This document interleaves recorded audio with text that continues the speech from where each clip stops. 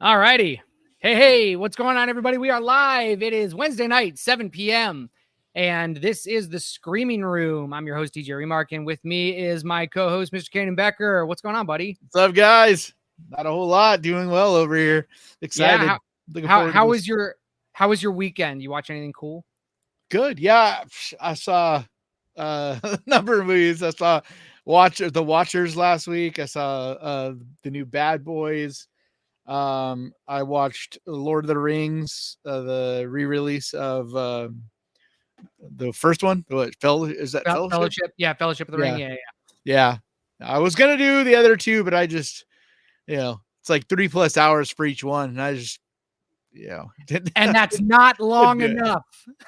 No, I love these movies. They're great. I'm not a huge Lord of the Rings fan, but I mean, they're amazing. Like, they're so groundbreaking.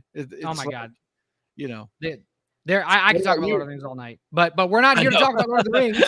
Yeah. So what about you? How was your week? Good. My week was good. I finally got to see In a Violent Nature. So I finally watched that. I watched Low Lifes. Very good. Very cool. So those are both we're going to be talking about. Yeah. We're going to be talking about those. And then I also watched Kingdom of the Planet of the Apes. So we're going to talk about that a little bit, I think, and some other stuff. So mostly horror, but so the big stories that we're going to be talking about today, I got them in my notebook right here. We're talking about Werewolves starring Frank Grillo. There's rumors of, well, it's not rumors anymore. Dog Soldiers, the sequel, is in the works. So if you're a Dog Soldiers fan, you guys got a sequel coming out. David Howard Thornton is going to be in the new Steamboat Willie movie, so he can't seem to get away from bad movies. And you're going to have your thoughts on The Watchers. So that's all in this episode of The Screaming Room right after this.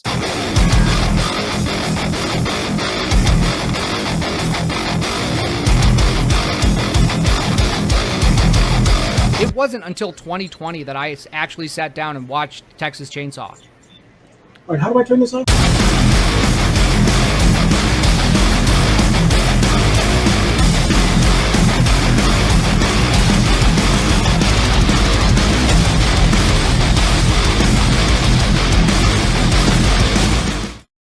All right, yeah. What is Wednesday up, guys? Wednesday night, for those of you on the East Coast, for those of you on the West Coast, it's Wednesday late afternoon, right? Yeah, we're finally live again this week. Finally live. And we're streaming from the Ghost Pirate channel. So anybody over there watching on Ghost Pirate, what's up, guys? What's going on? Hello, Ghost Pirate fans and followers. We are streaming here on the Ghost Pirate channel. We're streaming on the Bloodscribe Creations channel because we are not able to stream on the Screaming Room channel yet. But if you are not subscribed to the Screaming Room, please do so. I am going to be a good host and find the Screaming Room URL right now to post in the comments. So actually, it's going in the chat right now. If you're not probably starting next week, we should be each week from the Screaming Room channel. Right. So because we have to get all verified. Yeah, we hadn't got it verified quite yet. So once we get verified on YouTube, which should be technically tomorrow. So next week we'll be streaming live from the Screaming Room channel. So please go over there and join. We're streaming on Ghost Pirate Bloodscribe. We're actually streaming on Twitch right now. So for those horror gamers out there, we do talk about horror gaming sometimes. And we're going to be talking to all of you. Hello to everybody in the chat so far. Hunter, John, Annabelle, what's going on, guys? Good to see you. And we'll be talking to you guys throughout the stream as well. So anyway, let's get right into it. So I finally watched In a Violent Nature. I know it's been a little bit. I don't have early access to movies like you because I'm not cool. Do we want to talk news stories first though, and then get into the movie reviews? Yeah, we could do that. I figured we jump. So let's start with box office. Let's start with box office. Okay, let's start off with box office. So the as of Tuesday, June 11th, and forgive me if I turn my head, folks, and I got two monitors here I got to read off of. But we have the top 10 box office right now. Good news is couple of horror movies in there. So Yeah, which good I'm job excited to to see. good job to everybody going out and supporting horror in the theaters. We need a lot more theater goers. Yeah, So everybody number is one, talking about how bad box office is doing, but horror is still going strong. horror You know? is recession proof. That's what I Yep, love about this because genre. like every movie, I guarantee you, every single movie in this top 10 is losing money except for the horror movies. That's Guarantee right. it. Like if you That's look right. at like, you know, if you read them off, well, okay, so maybe not Bad Boys. It'll probably do all right, but Well, okay, so number one actually is Bad Boys Ride or Die, and you saw that. I haven't seen it yet. yeah, I thought it was a lot of fun. It's like I'm not a huge fan of like Fast and Furious kind of action movies. Like they're just kind of silly and it's just not quite my thing. But this one's a little more grounded, not quite as silly. But the humor, especially in this, like the chemistry between these guys is great. So it's a fun movie. So like if you're not sure, but you enjoy the other ones, if you're a fan of the other Bad Boys, you'll like this one, definitely.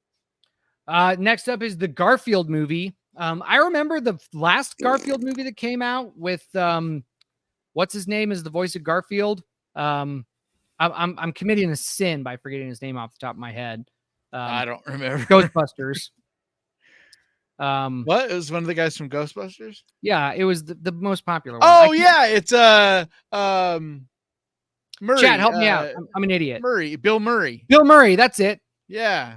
I always do that. I wasn't a big fan of the voice casting in this, but just in general, this Garfield movie wasn't great. It's like it's not a very interesting story, and to me the humor doesn't really land in it. It's just kind of Yeah.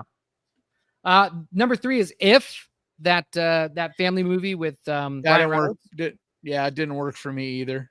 Yeah. Like, yeah, I mean, Ryan Reynolds is at his best when you just let him cook, let him do his thing. When he's and Deadpool. This is like a really toned down role for him. So yeah, it's just all right. I mean, I think for little kids that would be okay, but yeah, not great. Not great. Number 4 is The Watchers, which you just saw, where you're going to give your thoughts on that. Do you want to wait? Might as well just talk about it. It was okay. It's a little less horror than I was hoping for. It's like the first half of it starts out very horror. And I was like, all right, I'm on board. It's really atmospheric. And I was like, this is awesome. And then the second half, it starts to kind of make some choices and goes in a little bit different direction and becomes much more of a fantasy, almost magical folk tale kind of thing. Not to say that it's bad, but it just didn't quite have that impact I was hoping for. And then the CGI to me didn't work in it, and that kind of let me down quite a bit. But it's not bad. It was entertaining. It was frustrating though, because I posted my review over the weekend, and I swear, unless I say every movie is like it's amazing, you have to go see it, people think I don't like movies. Yeah, they think you're just a hater. I know. I get that all the time. No, like a lot of times the movie will be entertaining and all, and it's like it's fine, it's cool. It doesn't mean I hate it, but it's just not like have to run out to a theater to see. Like movies can be in that in between, and that's where The Watchers falls. It's not a bad movie, but it's also not like I think it's one that when it rolls onto Netflix or whatever, you'll be stoked. It's made $8 million so far, so I don't know what the that's what I was meaning by it. Sure. Well, no matter what, I'm sure it's gonna break even at least. I'm guessing probably 20. Yeah, 20, definitely. It made 13 million worldwide. Yeah, it'll make some money, just like everything. I mean, even Tarot, which is a pile of absolute just garbage, even that movie's making a bunch of money. That movie, I saw that trailer and I was like, my God, this is rough, the movie, man. That one's in a race with Imaginary and Night Swim. Oh my God. See, when you see, here's the thing, like when you say a movie's bad, then for me, I'm just gonna pass on it. Like I'm just not. Dude, even it's gonna watch crazy because Winnie the Pooh Blood and Honey 2 is better than all three of those, in my opinion. Like, it's on my worst list, but I Oh still my think it's better than God. those. Yeah. And I never would have thought that there'd be multiple Blumhouse movies that I thought were worse than a Winnie the Pooh 2 movie. Jesus. So number 5, Kingdom of the Planet of the Apes, and you're not an And Apes you fan, saw that? are you? I did see it. I'm not a huge fan. I mean, they're cool. I enjoyed them all. And this wasn't like, I don't think this was the best of the series or anything like that. But like the first two of the last, the Caesar trilogy or whatever, the first two were pretty sick. The third one, I kind of lost me a little bit. The War of the Apes or whatever. That one I was just, it was okay. And I thought this one was fine. Like, if you're a fan of Planet of the Apes stuff, I think it's cool. I just don't. Once again, I don't think it's a movie that's like a fucking game changer, but that doesn't mean it's not entertaining. What did you Right. think? You said you saw it last week. Yeah, I saw it last week. I thought I was all right. I was a fan of the first 3 of the Caesar story, because I was really interested in Caesar's character. I thought they were really well done. This one was just okay to me. I had some problems with it. I mean, there's a few plot holes too that that present themselves that are kind of like, what's going on here. But it wasn't done by the same people who did the first 3. We had a new writer, new director. No, it's Reeves who is doing the Batman. I mean, right. Matt Reeves, like right. Isn't it Matt Reeves that did? Matt Reeves did the first 3. Yeah. And that's probably why they're good. Yeah. Like, so that's big shoes to fill. And that's why I agree. I don't think this is as good as those. Yeah. But I still think it's decent. Like, it's not a bad movie, I don't think. Like, the villain in it, what's his name? I thought he was pretty awesome. Caesar. Yeah, I thought he was pretty cool. And then I like the idea, like the whole Roman attachment, like how he's, like that whole thing, like not to get too spoilery, but like I thought that was a pretty cool idea. So Furiosa is coming in behind Kingdom of the Planet of the Apes. That movie just got pulled from 800 theaters. I loved, and we were just talking about this before we went on the air. Like, it breaks my heart that this movie is not getting more love. So, like, the same with Fall Guy, which is the next one up on the list. These are movies that are awesome, dude, and like people just didn't go out to support them like crazy, and it's frustrating because both of these movies, Fall Guy and Furiosa, like the special effects are great, the cast is great, it's a good story, great characters. I think there's 2 movies that are gonna kind of explode once they go streaming, though, because like people are waiting to go see movies. It's like, in order to go out and spend the money and see movies in theaters, people are just like, yeah, I'll just wait until it's streaming, unless it's something that I can't miss, and yeah. So, but it is a shame because both those movies are going to lose money like crazy. Yeah. So I think the reason why Furiosa is not doing well and got pulled out of 800 theaters is because, one, I don't think anybody was asking for a Furiosa story after Fury Road. People don't like Mad Max movies without Mad Max. And so you're putting out a movie that, one, nobody asked for, 2, doesn't have Mad Max in it. So why are Mad Max fans going to go see this? It's one of those weird things because, like, when people hear, oh, it doesn't have Mad Max in it, I agree with you. But if you were to watch the movie, you're like, I don't care if Mad Max is in this. Like, I didn't miss him at all. Like, you will not, I guarantee you will not miss Mad Max in this movie because there's other characters that are just as interesting, if not more. Like, especially compared to Fury Road. Like, Mad Max was only kind of in Fury Road. Like, he's just kind of there. He isn't like you know what I mean? He isn't really what made that movie special. And this one has got, like, this movie has better characters than Fury Road. Like, it really does. And yet it has all those same crazy visuals. It has a lot more depth to it too, and like much more of a story. It's like one of the first Mad Max movies that actually has a story. Yeah. Because the Mad Max movies, like, they're fun, but they're basically just, a car chase action, like, it's just kind of that's the deal.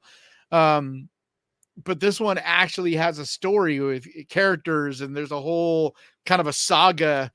And Furiosa is only kind of part of that. As weird as that is to say, she's just kind of a cog in the wheel for this power struggle between the different factions and stuff, and that's what makes this movie interesting. Well, maybe I'll catch it on streaming and we can fight about it. Yeah, but I think a lot of people are going to fall in love with it once they see it streaming. Yeah, same with Fall Guy is going to absolutely kill it. Like, once it hits Netflix, dude, people are going to love that movie. James agrees with me. He says Mad Max needs Mad Max. It's like Indiana Jones without Harrison Ford. But it's not. But it's not at all, because Mad Max, besides the first ones, he was a very central figure. I mean, it's Mad Max, right?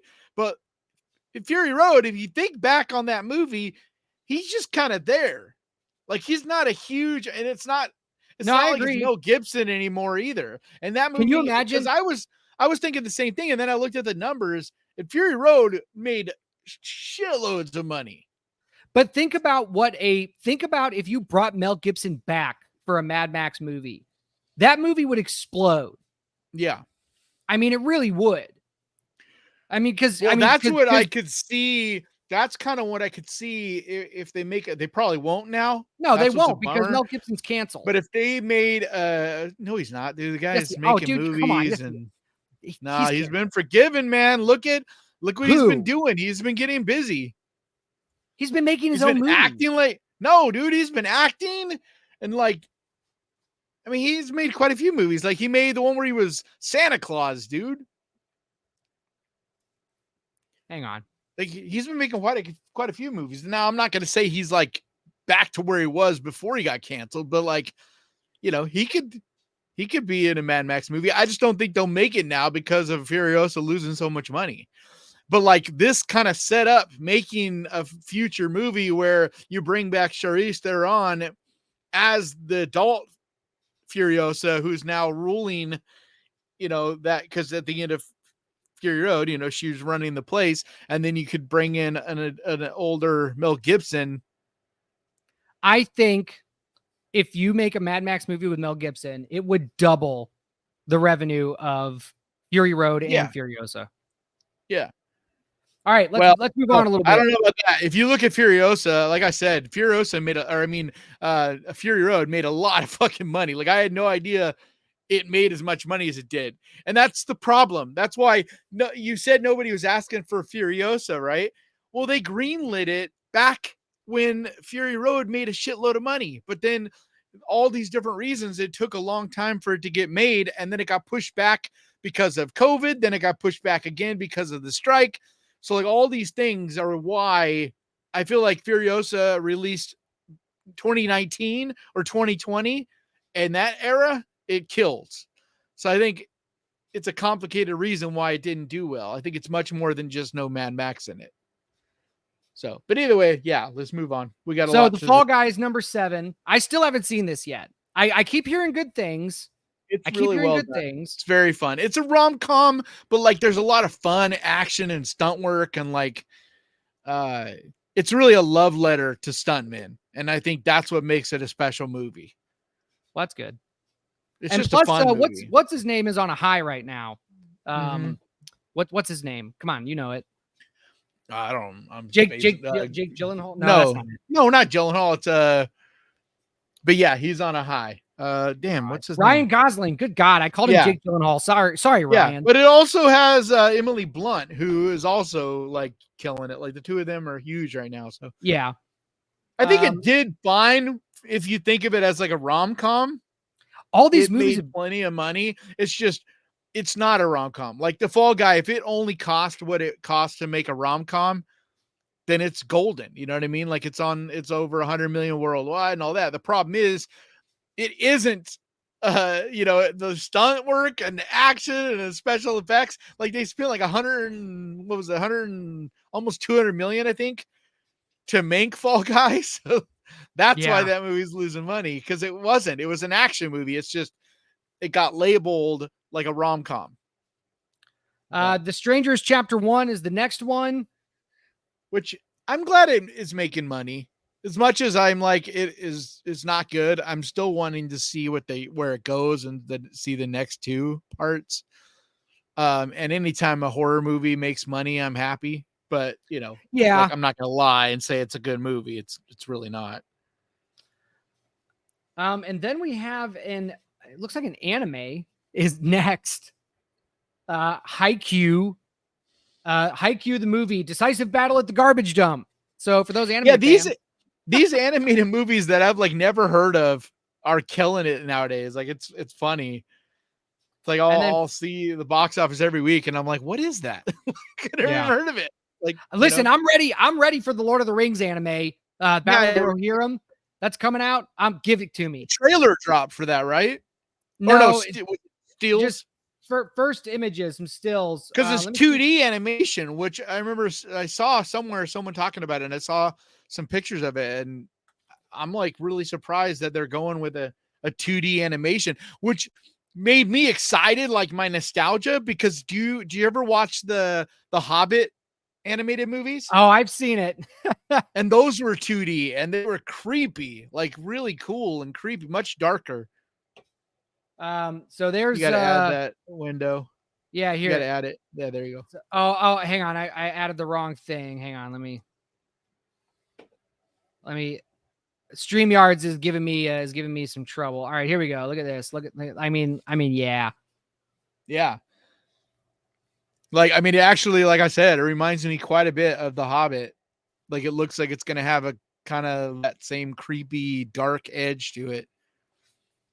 So, yeah, I'm ready. Look at this. This looks great. I mean, look at that. Yeah, that, like, I that's what I'm hoping for, because it's not horror, but I would love to see it go in a more darker, creepy direction and be more like bloody, more like a graphic novel.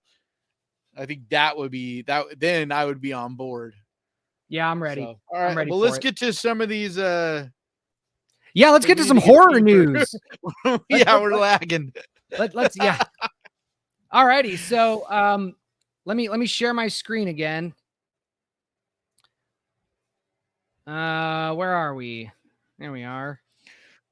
So, which are we starting with? We're starting with werewolves.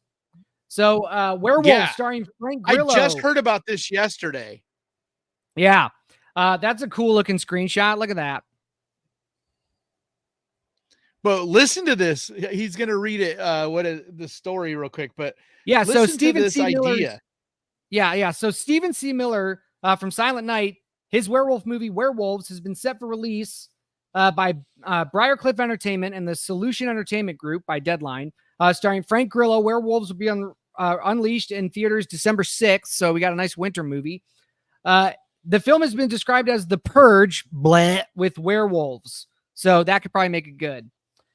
In Werewolves, a supermoon event triggers a latent gene in every human on the planet, turning anyone who entered the moonlight into a werewolf for that one night. Chaos ensued and close to 1 billion people died. Now, a year later, the supermoon is back.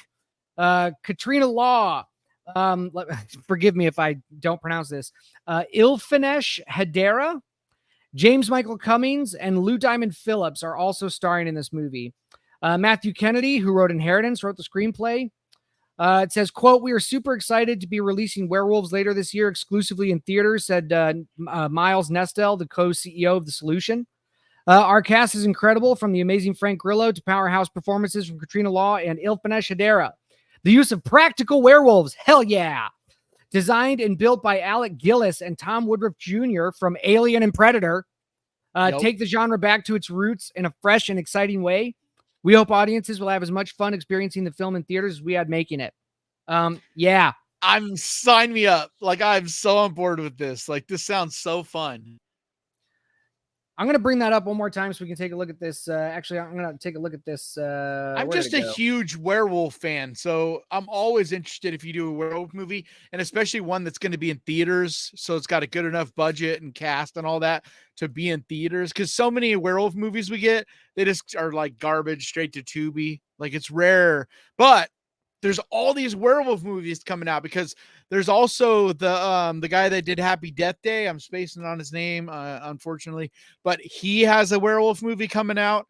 So, and then we also have the Wolfman coming out early next year. So, and I think there's one other one I'm spacing on, but yeah, like, and then the next news story. So werewolves look like they might finally be having their day. Yeah, and that's a good sequence into the next story, which is for those Dog Soldiers fans. We're gonna be getting a Dog Soldiers sequel. So let me bring this up. Get this already, because we don't have a producer. By the way, if you want to support the show, please subscribe to the Screaming Room. Yes. I'm going to post a link to the channel again in the chat, since we have some viewers finally. This new Screaming Room channel is where we're going to be streaming this show on Wednesday nights.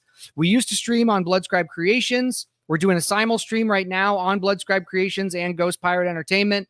We will be streaming next week on this new channel. So please subscribe, like the video, share the video, and you can see us talking about the horror stuff. Every week, if we're not live, we'll still have an episode of this podcast available. If it might have to be pre-recorded, if one of us has got something going on, we can't do it live, but we'll always every Wednesday be there for you guys. So definitely hit that subscribe button, ding that little bell, because we got a lot of content coming. Right. So on with the story. So we recently celebrated, this is from Bloody Disgusting, we recently celebrated the 22-year anniversary of Neil Marshall's Dog Soldiers, which is just an incredible movie. It's so good. Here on Bloody Disgusting, a fan favorite werewolf movie that's still without a sequel over 20 years later. What are the chances of Dog Soldiers 2 ever howling its way into our lives? Well, Inverse asked Neil Marshall that very question in a brand new interview piece that went live this month. The bad news, still no closer to happening, but Marshall isn't giving up yet, although you have some insight into this that maybe Neil Marshall doesn't. Yeah, Neil Marshall is actually a pretty big fan of the channel of Ghost Pirate, and thank you, man. Welcome aboard. But yeah, so he reached out to me before and was telling me, like when I forget if I had talked about the movie in some level on the channel, and he had wrote a comment that, he loved producing it, and me and him got in a little conversation and whatnot. And he told me back then, and this was like, I don't know, at least a few months ago, but that they were working on getting, like, they had the finances in place and working on getting the screenplay. So this is definitely in development stages. It's not, as far as I know, it's not officially into pre-production yet, but it is definitely in the works. Like, they are putting, this is being put together, and the goal is to get like the same cast, same director. It's gonna have a lot of the same people that did the first one. So that's gonna be awesome. So you heard it here first. The Screaming Room. Very excited we just about it. broke the news. We broke the news. Dog Soldiers 2 is happening. So right here. Well, they are trying to make it happen. I don't know if it's official yet. It's gonna happen. Yeah, I think it's gonna happen. It's just a matter of when. From what he was saying, it's gonna happen. He says, we've been trying to get it off the ground for the past 6 years.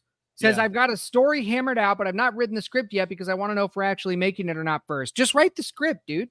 Just write it. Well, he's got an idea. I mean, like, it just isn't like a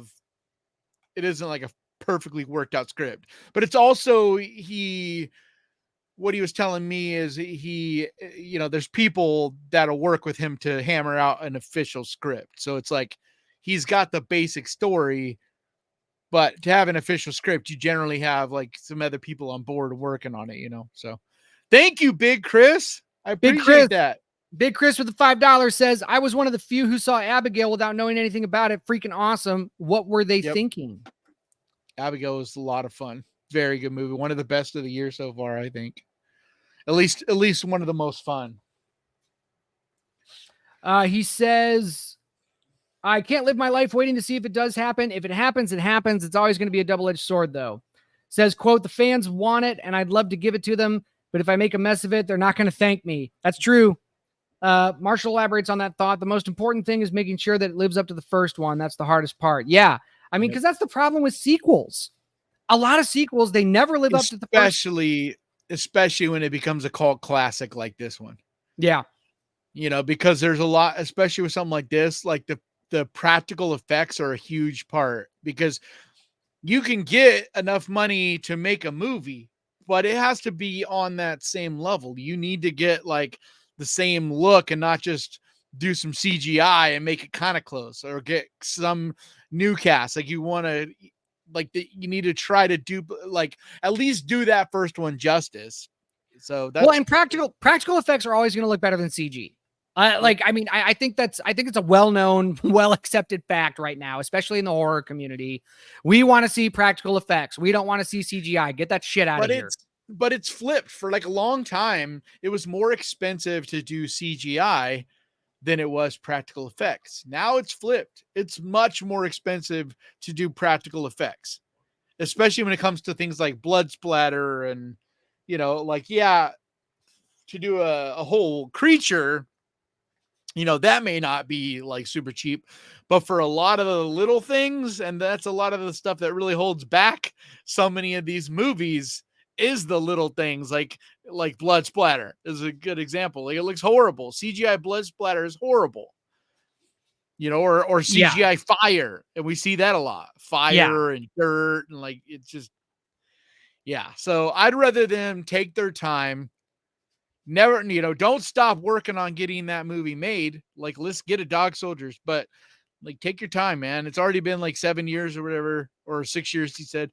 So like, just keep working at it, but don't try to rush it. Don't just, and I think that's part of what's going on, because I know that he's got some investors and people, but you got to have like a full on studio or someone with a lot of money in order to pull off something like that. So we'll see. I think it'll happen, because there is a really solid cult following for that movie. And it's recently it's been really, put onto Hulu and, some of these other streaming services. So it's getting more new, because for the longest time, man, it's kind of like Pontypool.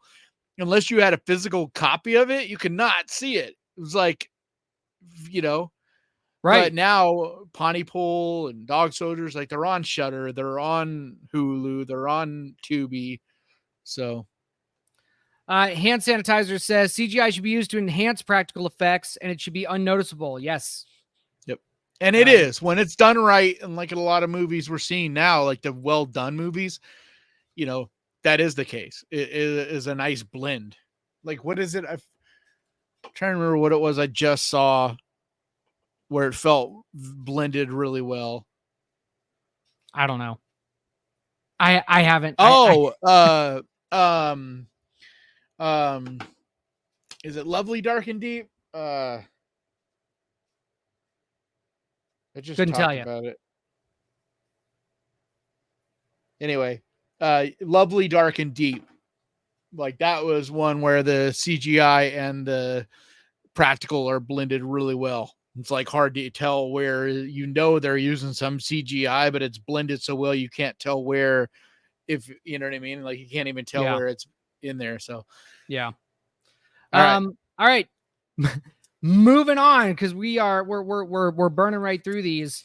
Again, this is from Bloody Disgusting. Terrifier star David Howard Thornton is playing the Steamboat Willie killer in Screamboat. This guy, like I said in the intro, just can't seem to get away from bad horror movies. So he's gonna. It's all part of the same company, like the same company that did Terrifier is also who did The Mean One, which is the last movie he did back in December, I think it was. And now they're doing Steamboat Willie. So it's like the same company, and they're not the greatest. They're kind of a lower budget kind of deal. And talk about, CGI looking horrible. Like the mean one, the blood was CG, everything was CG all over the place. It was horrible.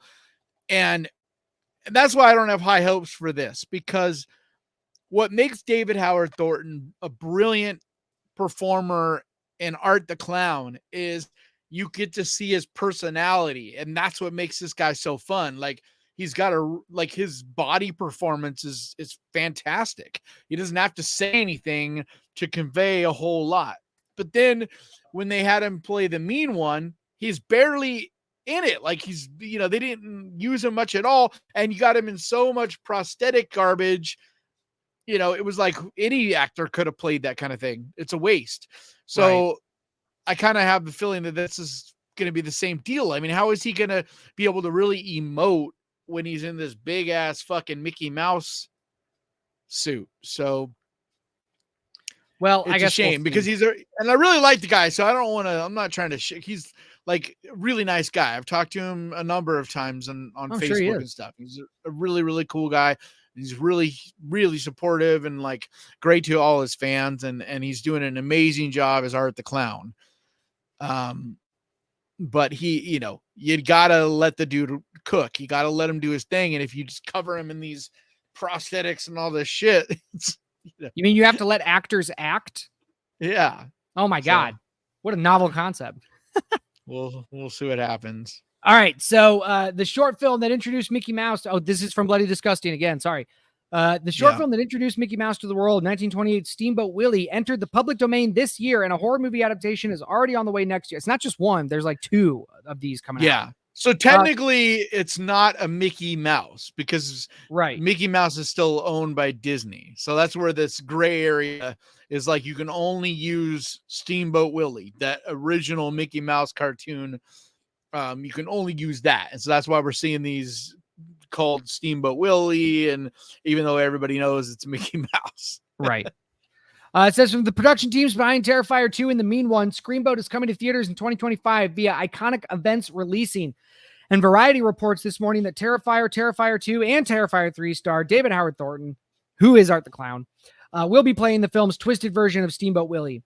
Quote, "I am beyond excited to join this incredible cast and bring Steamboat Willie to life with a horror twist," Thornton said in a statement shared by Variety this morning. Screamboat is going to be a horrific and hilarious big screen thrill ride that fans won't want to miss. Screamboat cast will also include Allison Patel, Amy Schumacher, Jesse Posey, Jesse Cove, Rumi C. Jean-Louis, and as well as Jarlath Conroy and Charles Odin Powell. In Screamboat, quote, "A mischievous mouse stalks a group of New Yorkers on a late-night ferry ride, unleashing murderous mayhem on a relaxing commute. Can the ship..." Thank you, Game Tips. Game Tips with $5 says, "Ghost Pirate Entertainment, are you excited for Long Legs?" Oh, extremely. I had the poster behind me up until just this week when I switched it with this new Maxine one. But yeah, that's my most anticipated movie of the year right now is Long Legs. Like, I think it's going to be phenomenal. So I can't wait to see it. Yeah, I've heard from some really reliable sources that it's incredible. So yeah, I can't wait to talk about it. So it says, can the ship's motley crew of travelers find a way to stop a killer creature who has developed a taste for tourists? Quote, "Iconic Events couldn't be more excited to get in on the ground floor of what's going to be a fun and terror-filled ride," said Stephen Mencken, president and co-founder of Iconic Events, allowing filmmakers like Stephen Lamorte the opportunity to showcase their films in movie theaters nationwide and bring horror fans together to experience this unique story is what Iconic is all about. We are more excited to partner together on Screamboat. So I'm going to pause there, and I'm going to ask a question. He said, allowing filmmakers the opportunity to showcase their films in movie theaters nationwide and bring horror fans together, blah, blah, blah. Is that true? Or are they just jumping on this to make the money off of the Steamboat Willie? Yep. And that's my concern, because that's what happened with The Mean One is they rushed it out because of the whole hype behind Terrifier 2. When it was exploding last year or year before last, right? It was exploding. And so they rushed The Mean One into production and into theaters. And it's like a low budget is one thing, but when you cut corners on time, like that's, the script is bad, everything is bad because they're just trying to rush it into theaters. And I have a hard time with you. I have a hard time believing that this, because if it was just artists trying to make movies, right? Well, then why is it this public domain Steamboat Willie thing? Yeah, because there's no reason to pick up on it except for a cash grab. If you're really, if Stephen Mencken, if you are really interested in allowing filmmakers the opportunity to showcase their films in movie theaters, how many original films are you putting out in theaters that are not covered in properties that are already recognized worldwide that people are going to go see just because of that reason? Like, how many original films are you putting out? I don't know anything about iconic events, but so I could be. think... Well, hang on. I could be talking out of my ass because I don't know anything about iconic events. So next week, after I look up some more iconic events movies, if I have a correction to make and a mea culpa is due, I will give it. But right now, I haven't heard of any original horror movies that are coming out from iconic events. But I'm pulling up their site right now, and they have... Okay, so iconic events looks like it's not... Like, it doesn't look like it's like making movies. So I think that's what's confusing about the way this article is written. It looks like they just simply take these projects and give them a chance to be in theaters, because like if you go to their website, it's like Jesus, a deaf mission film. It's like this religious movie. There's the Conor McGregor fight. There's a number of other fights. So it's kind of like a Phantom Events is what it looks like. Oh, Fathom Events? Yeah, sorry. Well, Phantom is another one. Fathom, right? Oh, Phantom's another one? Oh, sorry. I didn't know. My bad. Maybe it's just Fathom. Anyway, you know what I'm talking about. I think it's more of that. It's more of indie movies. They're just giving people a chance to be in theaters, like what happened with Terrifier, where Terrifier, like, they had nothing to do with making the movie. The movie was made. They just gave it a chance to be in theaters. Yeah. So I think that's more what it is. They might have put some money up towards it. I'm not sure. So it says LaMorte's previously untitled horror parody of Steamboat Willie will begin production this spring, with the filmmaker and his producers promising buckets of blood and unhinged chaos as their miniature mouse attacks a group of ferry commuters against the unmistakable backdrop of New York City's iconic skyline. It says, quote, "I'm thrilled to partner with Iconic Events Releasing to bring Screamboat to theaters across the country. We're collaborating with incredible artists, both in front of the camera and behind the scenes, to bring a very unhinged horror comedy to life in the way it's meant to be seen on the big screen. We can't wait for audiences to meet our mischievous, murderous mouse." A number of spectacular artists have joined the project, eager to bring LaMorte's twisted version of Steamboat Willie to life. Christian Beckman's Quantum Creation Effects is creating the creature from designs by concept artist Christian Cordella.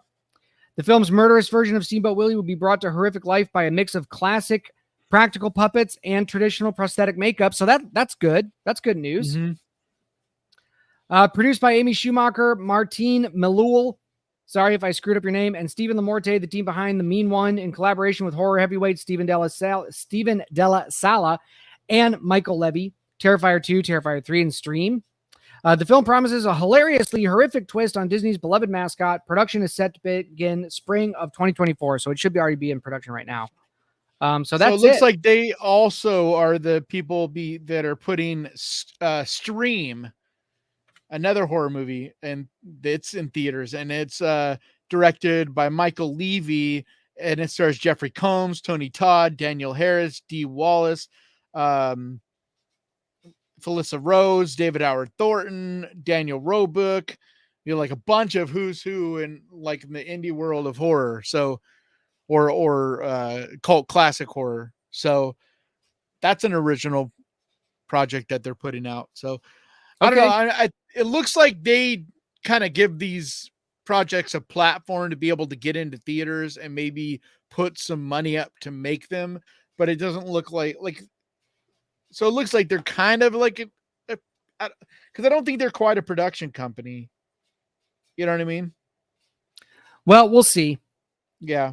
It's the more Either more way, original I'll give it films, a chance. I'll give it Yeah. a chance. 100%. the I more do get tired of these gimmicky things though. Like, I can't help it. It's just like my issue with Winnie the Pooh, Blood and Honey. Like I just, it's frustrating sometimes. yeah, But make original films.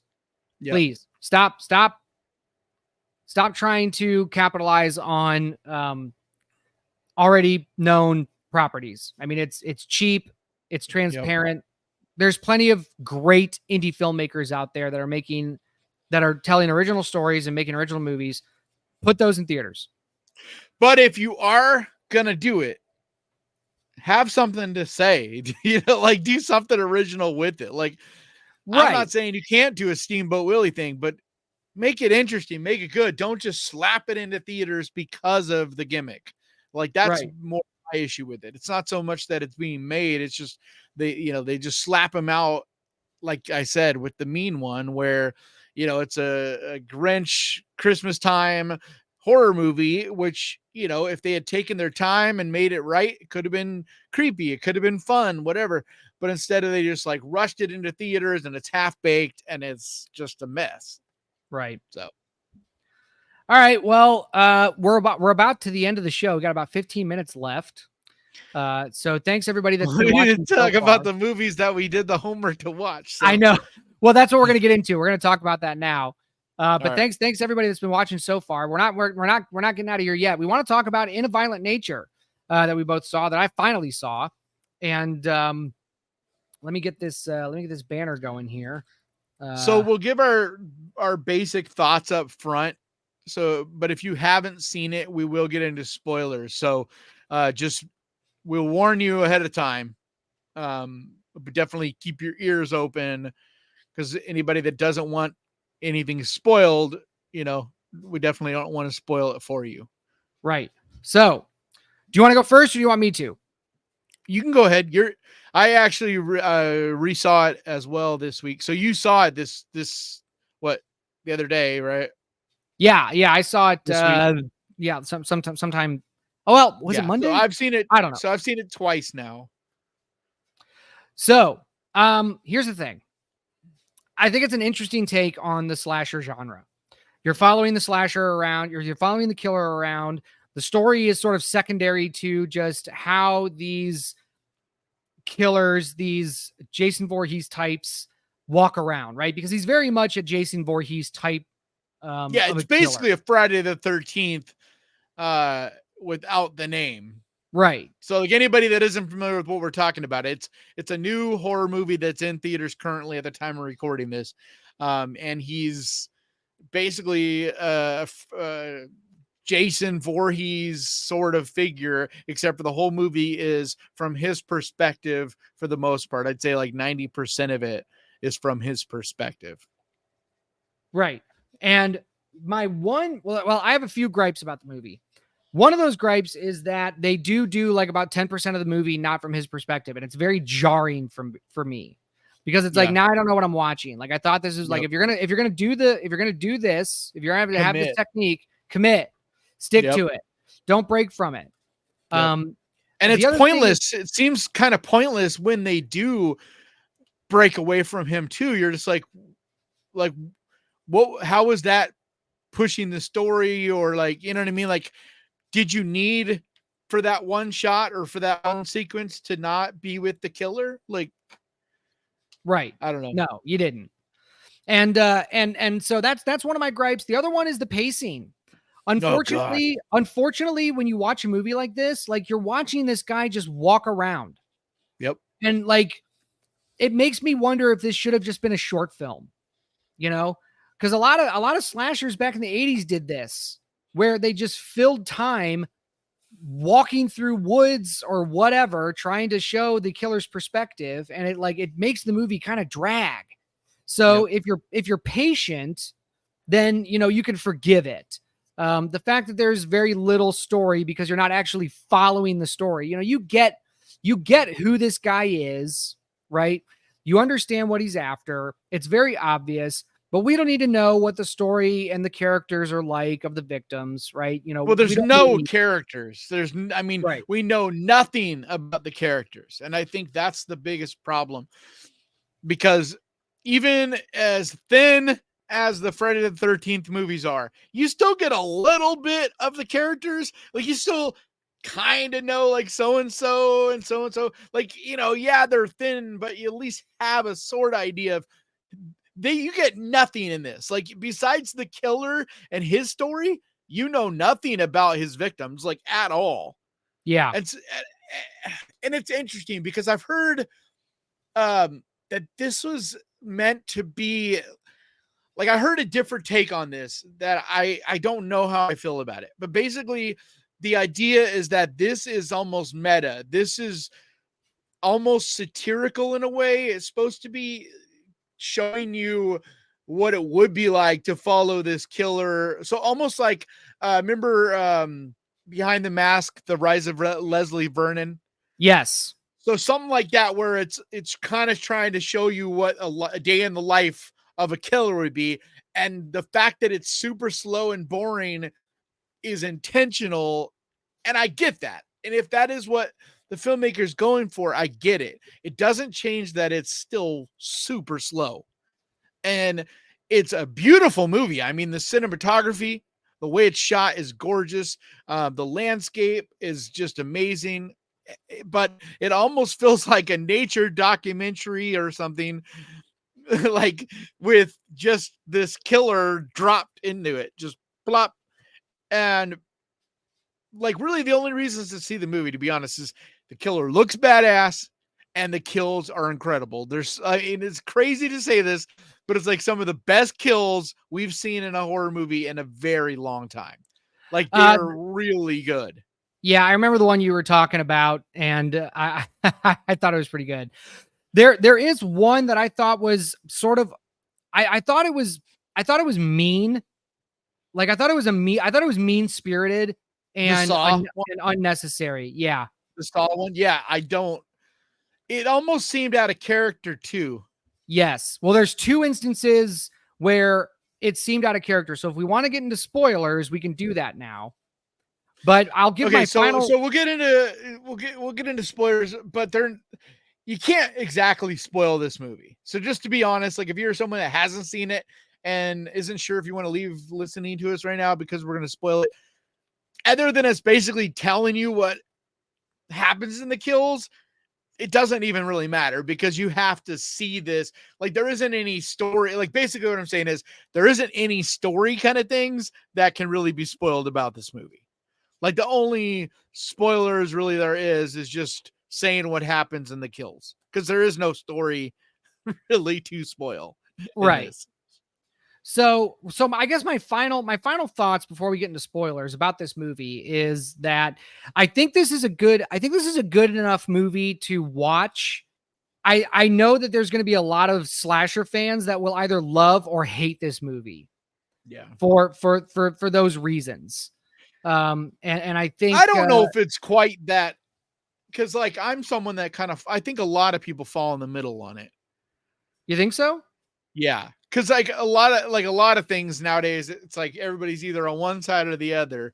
But with this one, I think a lot more people kind of fall in the middle, because if you're a diehard slasher, there is stuff you're going to love in it, but I think you're still going to be like, yeah, but it was pretty fucking slow. Like, Yeah. there's literally like minutes where there's nothing else happening, but you're just watching him walk through this big field, and it's in the middle of the daytime. So there is zero suspense built in this movie, like none, none at all, because you're also following the killer. So know he's about to kill.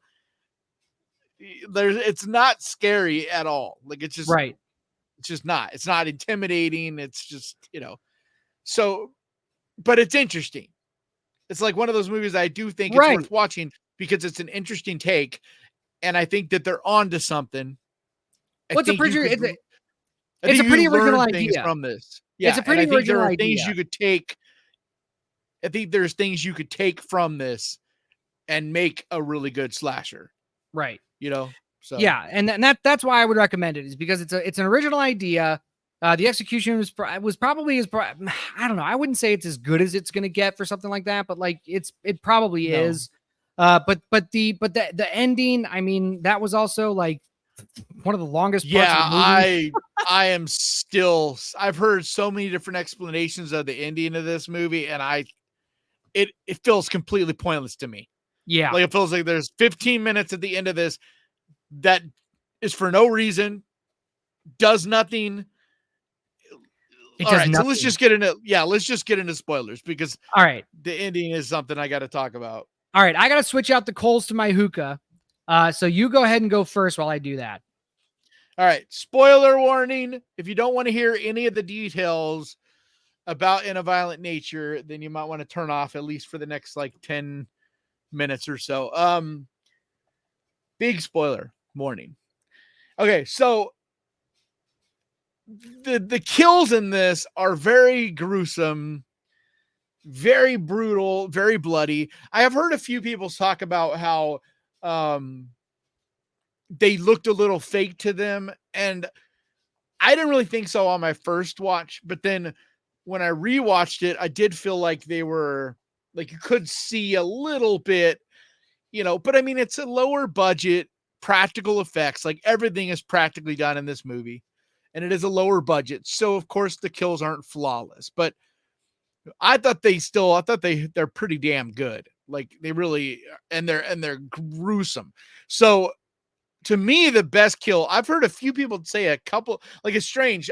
I thought everybody was going to agree that there's one kill in this that was just like this iconic kill.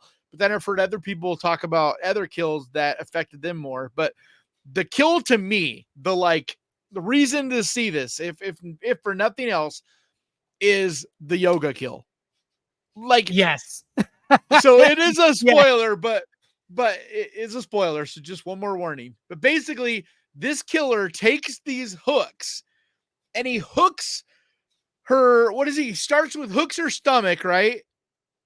Pulls the hook through her stomach. So now you gotta, no. He hooks her in the head.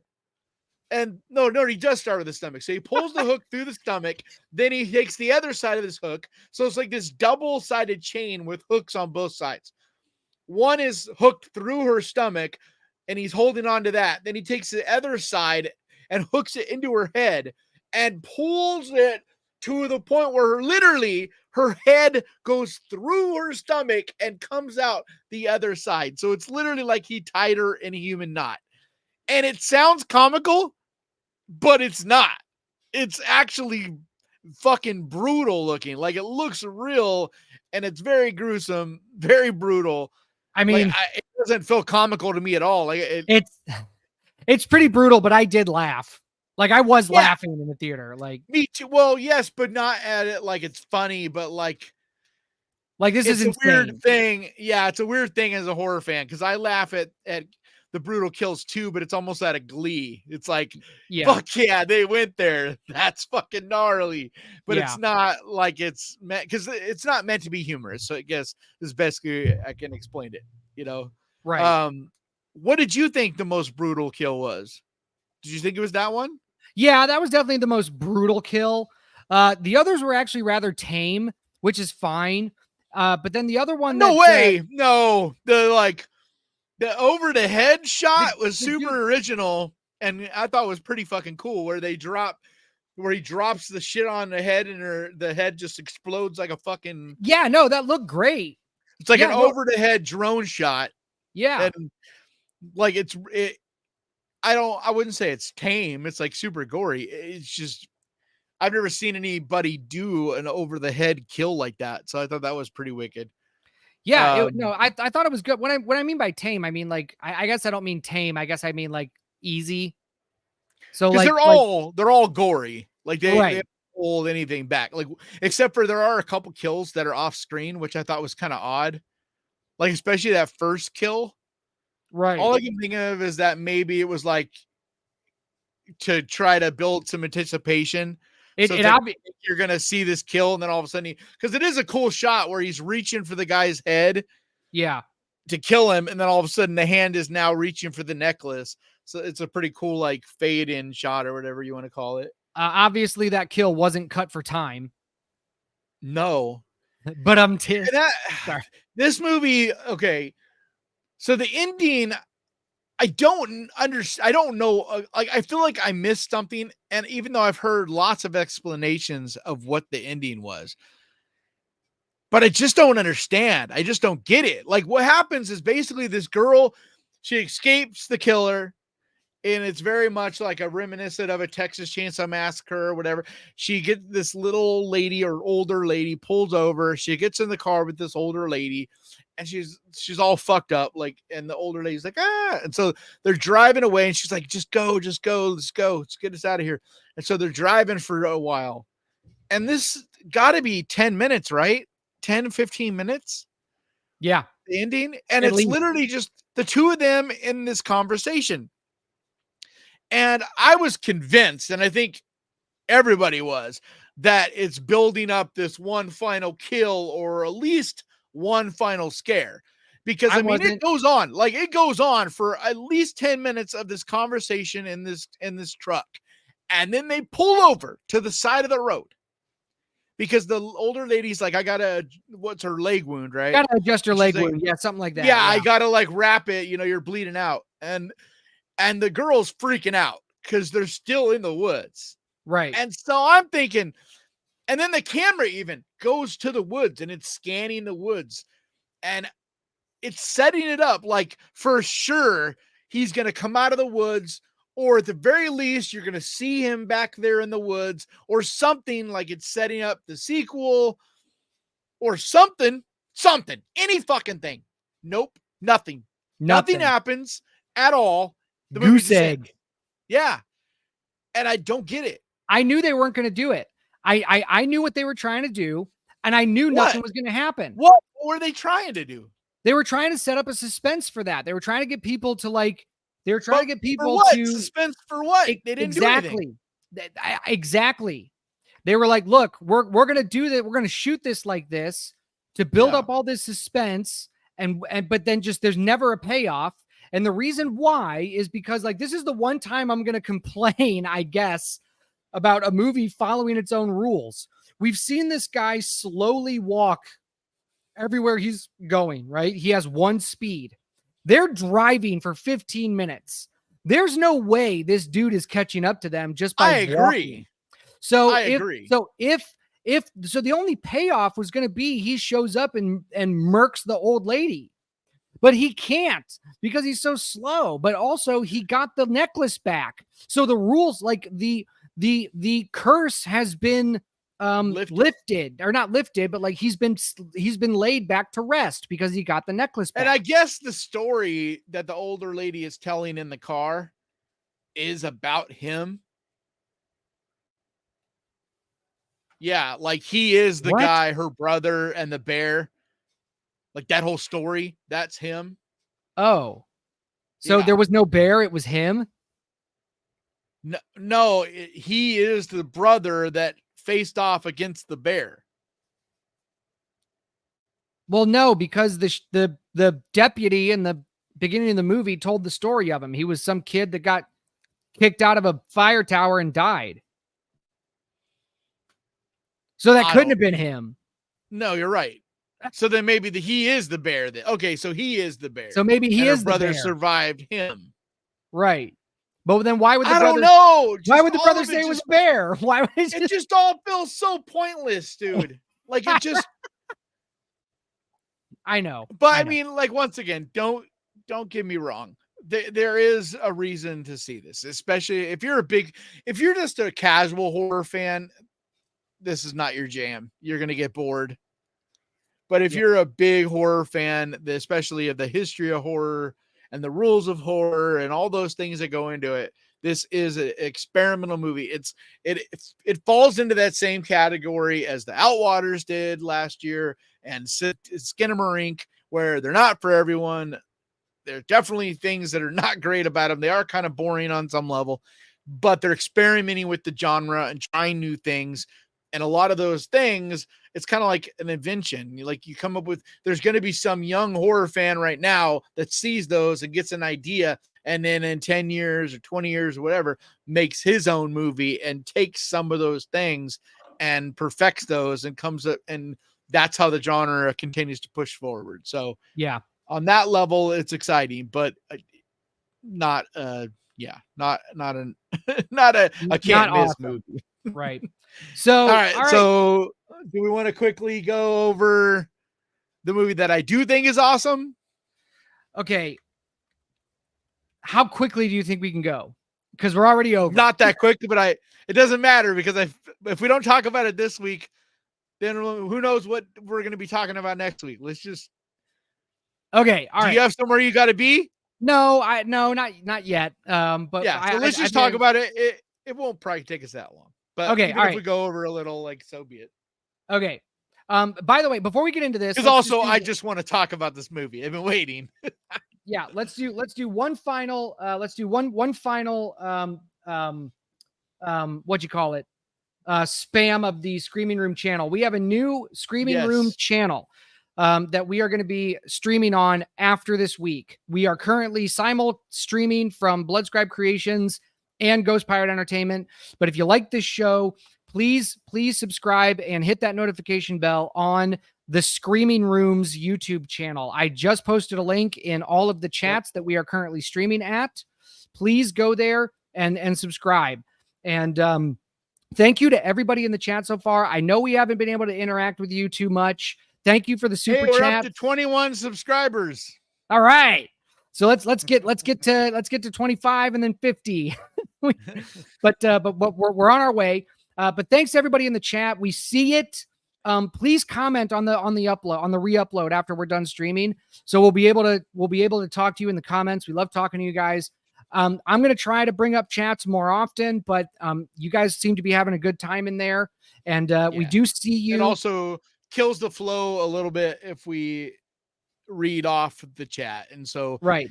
We will definitely read, ignoring you guys, but we have to try to keep a good balance, you know. We will definitely read super chats. So if you send in a super chat, which you won't be able to on the Screaming Room, but we will have until we get monetized, we can't do super chats, but we will have like a PayPal address and a buy me coffee address and stuff like that you can donate to the channel, and we will be able to read those. We'll be able to see that. So help us grow. Thank you for watching. So let's get into this. Low Lifes. This is a Tubi original, right? Is it an original or no? Okay. Yes, it's a Tubi original, and it's the first Tubi original that I actually think is worthy of watching. Like a lot of the other ones are just not good. They're not well polished, not well put together. But this actually has decent talent, which I didn't realize until after seeing it. But it's Gutakonda. What's the first name? Tesh Gutakonda, who did the movie Influencer over on Shudder, which was like one of my favorite movies from 2022, like that movie, or 2023. A fantastic movie that came out of nowhere. And here she is doing another movie. And like, I had no idea going into this. But warning up front. So yes, you can go watch this on Tubi right now. But warning up front, you got to be patient. And I'm curious what DJ, his thoughts on this are going to be, but the first 10, 20 minutes of this movie, I thought this is an absolute pile of trash. Like the acting, the tropes, like everything, it feels so on the nose and just so like basic and just like these cookie cutter hillbillies, like saying all the lines, like basically with a piece of wheat, you know, like in the side of their mouth. I mean, it's like really, really heavy laying it on. And I was like, this is awful. But I had a bunch of you guys telling me like, you got to watch this movie. You got to watch this movie. And so I tried literally twice. I started this movie and 2 times I couldn't make it past the first like 10, 15 minutes. And I just moved on. And finally, this last week, I finally was like, all right, too many of you guys have been talking about it. There's got to be something to this that I'm missing. And holy shit. Yes. Like this movie, you still may not love it, And I definitely understand anybody that doesn't like it or doesn't love it, whatever. But this movie takes a crazy twist and becomes a very different movie than I was expecting. And I think for just that alone, it's entertaining. What Okay. is your answer? So I would agree for most of that. I thought the first twist, which I guess we won't spoil it. Go watch Yeah. this on Tubi. It's free. Yeah. The definitely. first twist I thought was good. And then I was expecting a second twist and I didn't get it. And no, there was. There is, but not in a same way. And that's actually, to me, what made this movie the most interesting. There is the okay. So we gotta. It's not a traditional twist, but this movie, like, what's the term? Where it like cuffs an ace. Like, I forget the term, because it a couple times leads you into thinking the movie's gonna go this way and it's gonna follow your patterns of way horror movies. So like so-and-so is going to do this, so-and-so is going to survive, so-and-so is going to be this way. It leads you into thinking these things throughout the movie. And it's like almost every time it just goes, nope, fuck you, and raises a big middle finger and does something different. But I didn't. Okay.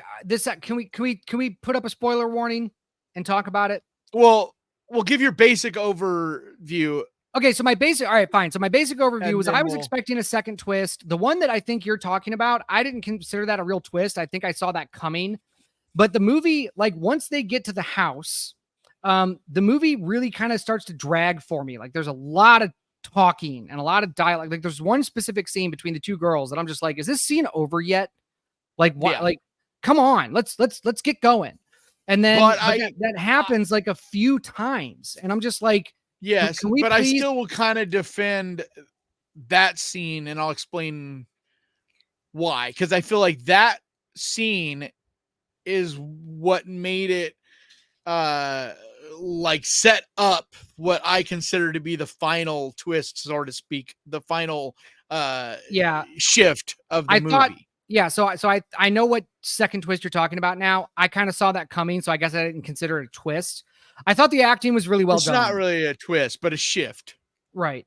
There's really only one twist in the movie, but I feel like it shifts some pretty dramatic, like it's not shift is not the right word. It what's the word? It's unexpected. It takes unexpected, like it does some it at least tries to take some unexpected turns. But it could have been better. Like the second twist could have been way better.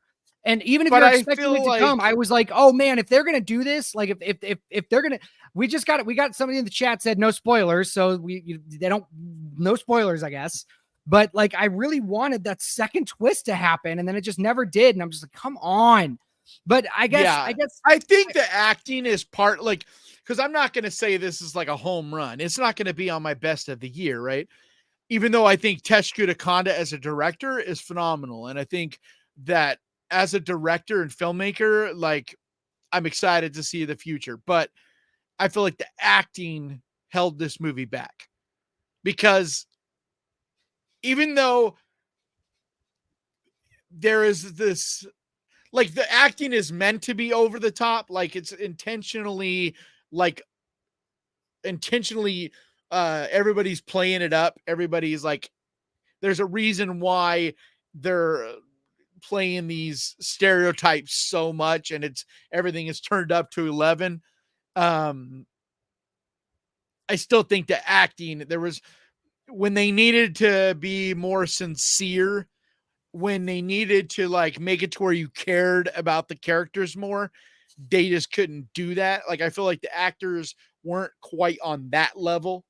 Whereas like in her other movie, Influencer, she did have that level of acting, and the actors really go for it and really are able to get you into the story. You know what I mean? But this one, they weren't quite there.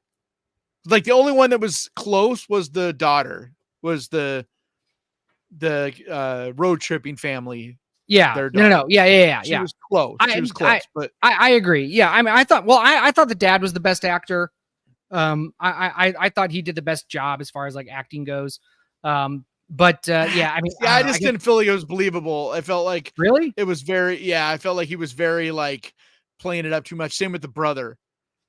Like they were both playing it up so much. Like, but we're gonna spoil it. Like it's impossible to really explain without spoiling. So all right. Well, maybe we'll talk about we'll just leave spoilers it at later. that. Yeah, but maybe we'll talk about it next week. I guess I would say you- for a Tubi original, yeah, it was better. I guess I would recommend it, but I was let down by the fact of the second twist not being there for me. And You have to like, it's a B movie and it's literally just about being entertained. You know, it's not a movie like if you dissect it or, you know, break it down or overthink it, it's, you know, it's not going to stand up for all of that. It's not like a movie that I'm going to highly recommend. It's more of a movie that I think is fun, and it does do some things that, especially for a Tubi original, surprise me, because generally Tubi originals are very cookie cutter, play by the numbers. It's like all the same shit you've seen a million times.